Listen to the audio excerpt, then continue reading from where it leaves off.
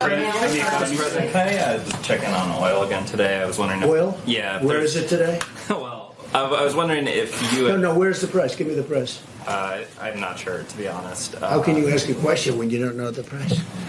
I'll look it up for you. Okay, let me do somebody else then. Go ahead. What do you say to Americans who are watching you right now who are scared? I say that you're a terrible reporter. That's what I say. So we have a lot of very angry media all around this room. The statements I made are, I want to keep the country calm. I don't want panic in the country. I could cause panic much better than even you. I would make you look like a minor league player. And they want one of these seats. But because of social distancing, we are keeping them empty. And they are keeping them empty. The logistics You'll be ashamed of yourself. The units that were... The economy is essentially ground to a halt. Thanks for telling us. We appreciate it. Stores have closed. Travel has slowed down. Go ahead. What's the rest of your question? We know that. Everybody in the room knows that.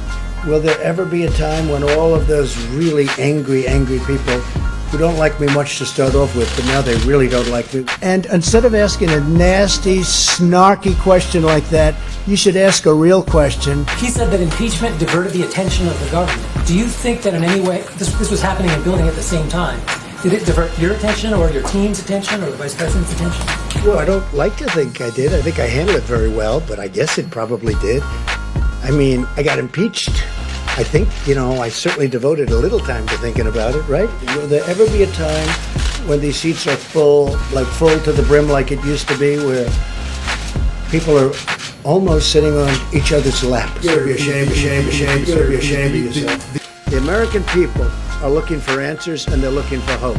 And you're doing sensationalism, and the same with NBC and Comcast. I don't call it Comcast, I call it Concast. Saturday, had a little low-grade fever.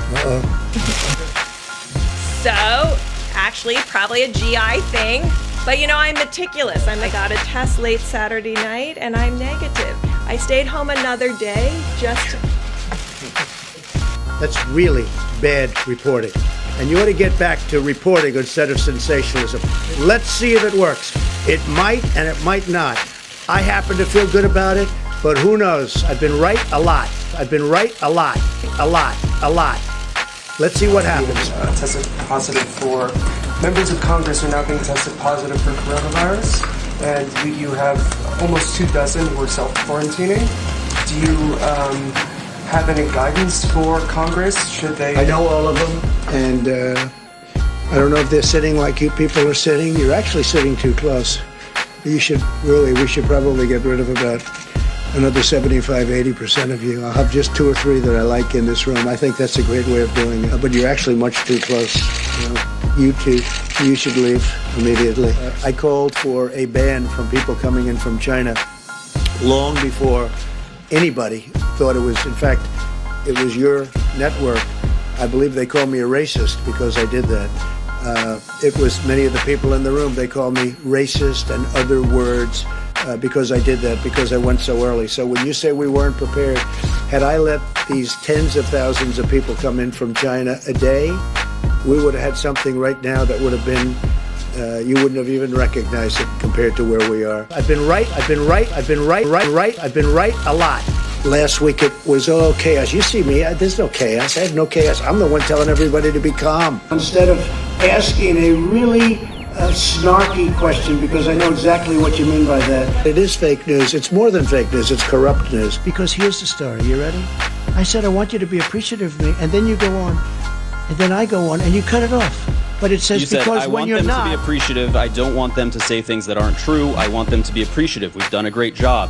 And I'm not talking about me. I'm talking about Mike Pence, the task force. I'm talking about FEMA, the Army Corps of Engineers. Thank you. But then you went on to say, if they don't treat you right, I don't call. He's a different type of person. I don't call. Referring to no, the I don't call. No, I don't call the governor of Washington. Why in this time? But Mike Pence calls, and the head of FEMA calls. I don't stop them. Did I ever ask you to do anything negative, Mike, to Washington, the state of Washington? Well, the Washington Post is going wild lately. I don't know what happened to them. I guess something happened, like we don't call them back or whatever. No, I don't have to call, because I'm probably better off not, because he's a failed presidential candidate. He's a nasty person. I don't like the governor of Washington. So you know who calls? I get Mike Pence to call.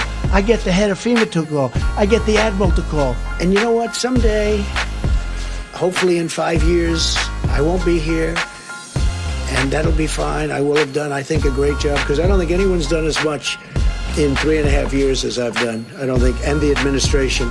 This administration has done a great job. And you know what?